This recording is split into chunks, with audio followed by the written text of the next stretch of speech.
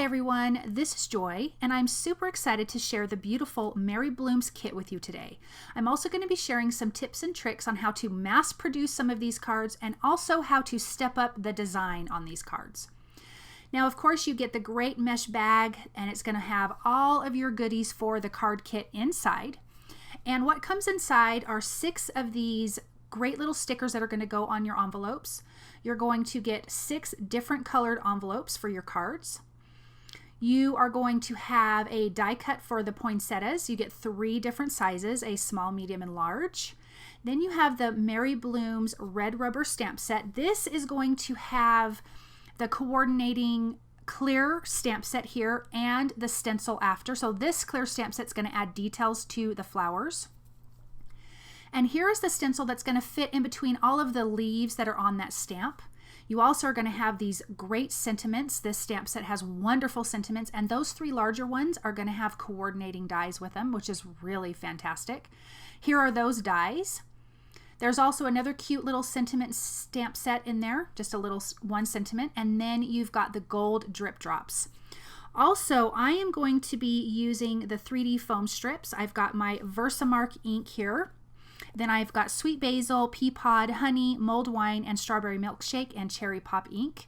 Same with the strawberry milkshake and mulled wine cardstock, cherry pop cardstock, and sugar cube cardstock. I'm using a powder tool, some glue, some gold embossing powder, some tape to hold down my die cuts, an acrylic block, and the bitty blender brushes. So let's get started on these mass producing cards. So now I'm starting with the Merry Blooms stamp set, and I have a piece of sugar cube cardstock cut to an A2 size, and I'm going to fit that into my MISTI. Now when you're mass producing, you want to die cut all of your paper, your cardstock ahead of time. Get it to all of the right sizes. And the MISTI is fantastic for mass producing cards because you're going to leave your stamp adhered to the cover of your MISTI, and you're just going to stamp up your images, and then you're going to switch it out with all of your cardstock so you can get all of your stamping done at one time. So we're going to do all of one thing at one time.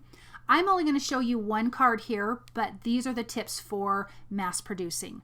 Now I'm going to come in and use some sweet basil ink. I thought I was going to use Peapod, but I changed my mind, and I'm using sweet basil ink for all of the leaves. When you're mass producing, you also want to keep your design pretty simple because once you get, 20 or so cards going, it's going to take a while. So I am going to keep these leaves one color. That's going to make this very simple to do. So I'm just going to ink up all of the leaves, stamp that down onto my sugar cube cardstock, and I'm going to have to ink it up again just to get a nice good coverage. So once I'm done with this, if I had more cardstock to use, I would take out the one that's stamped, line up my next one, ink it up, and do all of the stamping of this background stamp first. And so then you're going to have everything done, and then you can move on to the next level, which will be stenciling. And then you're going to do all of the stenciling at one time. This makes a very efficient and fast way to do some mass producing on cards. So I'm going to finish inking that up. I'm going to pull this out, and then we're going to get to doing the stenciling. Now I'm just using one color again for the poinsettias on the stencils. I'm going to use cherry pop for that. I'm going to adhere this down to my grid paper, and as you can see, the stencil just lines up in between the openings of all of those leaves. I'm going to tape this down in place. I'm going to use my bitty blender brushes. I'm using those because I feel like I have a little more control. Now something I'm going to do to add some interest to the poinsettias is I'm going to add the ink a little bit darker in the center and then work out lighter towards the ends of the petals. This is going to give it a little bit more dimension to each of the flowers. So keeping it simple, I'm just going to use one color of ink for these poinsettia flowers. So again, keeping it dark in the center, blending it out just lightly out to the tips of the flowers. I like the bitty blender brushes because I feel like I have more control. Even though these openings are a little bit bigger, you still could use the regular blender brushes and that would work just fine. So once that's done, I'm going to peel that back, and it already looks gorgeous. Now we've got the details that we're going to add to this. So I'm just going to use an acrylic block because this is going to be super quick and simple. I'm coming in with that sweet basil ink I'm going to keep that the same for the leaves, and I'm going to keep the same cherry pop for the flowers. I'm just going to do tone on tone. There is different sizes of the veins for the flowers. There is a large, a medium, and a small, and so I'm just going to line those up, use my acrylic block, and this really does go quick. So this is the next step. After you've stenciled all of your flowers, now you're going to come in and just stamp all of your veins inside the flowers.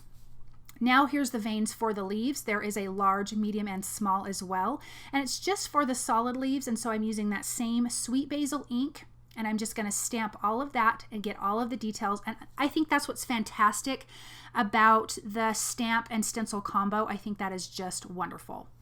I'm going to come in and use the honey ink for the centers. So it's gonna, when it dries, it's gonna look a little more yellow, and this has the centers have the same large, small, and medium as well. Now here is that sentiment stamp that I'm gonna come in and use. And this first one says Happy Holidays, and I'm just gonna keep this simple, inking it up with the Cherry Pop ink on my sugar cube cardstock.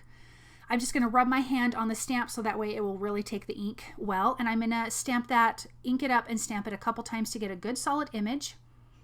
And then when you're mass producing, I'm just gonna show you can slide your paper around, stamp it again, slide it around, stamp it again, and you can get, you know, a good 4 sentiments on one piece of cardstock.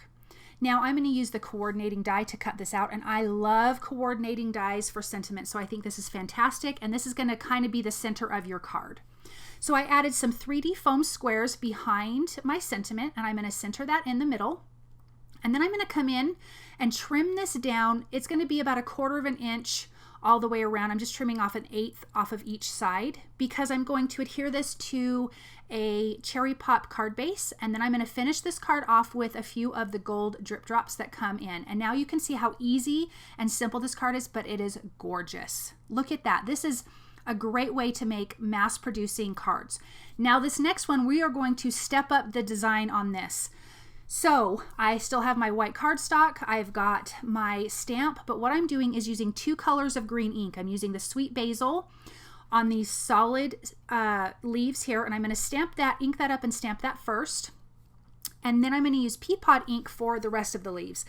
Now you can see on my paper there, I got a little bit of that ink on the other leaves. It does not matter. Once I ink up the rest of the leaves, you're not even going to know. It just blends right in, and I'm going to do the same thing of just inking up my background. This one I would mass produce if I was only going to do a few cards, maybe 5, because this has a lot more detail in it, so it's going to take a lot longer. So this is the stepped up design to the previous mass produced design. So I'm going to finish stamping that. And then we're going to come in and do the same ink blending, but this time I'm going to use 3 colors of ink. I am going to be using the Mulled Wine, Strawberry Milkshake, that's that pink right there, and the Cherry Pop. So that pink is Strawberry Milkshake, this is the Mulled Wine, and then I'm going to come in with the Cherry Pop, inking it up the same, having it dark in the center, blending it out to where it's softer out to the tips of the petals. Once I'm done doing that, we're going to come back in and add all the same details with the clear stamp, but I'm going to do the pink on pink, the red on red, and the burgundy on burgundy, and I'm going to stamp up the same with the leaves, the same color that I stamped and inked. I'm going to use that same color to add the details with the veins to the flowers and the leaves. And I really like that look, but look how pretty this is with all the 3 different colors. So I stepped up the design by adding different colors to the stencil, the stenciling, and the background stamp.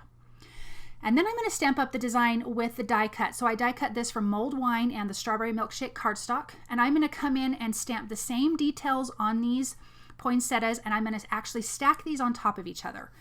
But first I'm going to stamp them with the VersaMark ink, and then I sprinkled on the gold embossing powder. And this is going to add some more fun detail. You could do it, you could stamp these with the same coordinating colors as the cardstock if you want that look. Now that that's done, I'm going to glue these together, stacking them on top of each other. And then once they're glued together, I'm actually just going to bend up the petals just a little bit because I want these flowers to have some dimension behind that. And now look at that. Now we've got a 3D element that's going to go on our card. Now that that's done, I'm going to stamp 2 sentiments, and it's going to say Merry Christmas and Happy New Year. I'm stamping it with VersaMark ink, coming in with the gold embossing powder. I'm going to sprinkle that on and then heat set that with my heat tool. You'll know it's nice and done because it's going to be shiny. That's how you know it's completely melted, because it'll be shiny. I'm going to use the coordinating die for the Merry Christmas sentiment, and then I'm just going to trim out that smaller one that says and Happy New Year. I'm going to trim that out with my paper trimmer. I added the 3D foam squares behind the Merry Christmas, and then the other sentiment I'm just going to adhere directly to my card panel. I'm going to come in with those 2 flowers that we did, and I'm just going to add a little bit of liquid glue behind them and adhere it down to either side of the sentiment. And now you can see that kind of pops, and now we've got this other fun 3D element besides the sentiment. I'm going to come in with the gold drip drops, add a few to the center of the flowers and a few scattered around the card panel. This is also adhered to a mulled wine card base, and look at how pretty that is. So this is the stepped up design by adding tons of different colors and adding the die cut flowers to this card. And isn't that pretty? I'm going to show you the mass produced card, and this one is just as gorgeous, and anyone would love to get these. Thank you guys so very much for stopping by and watching. You can find all of these products at the Tailored Expressions web store at tailoredexpressions.com.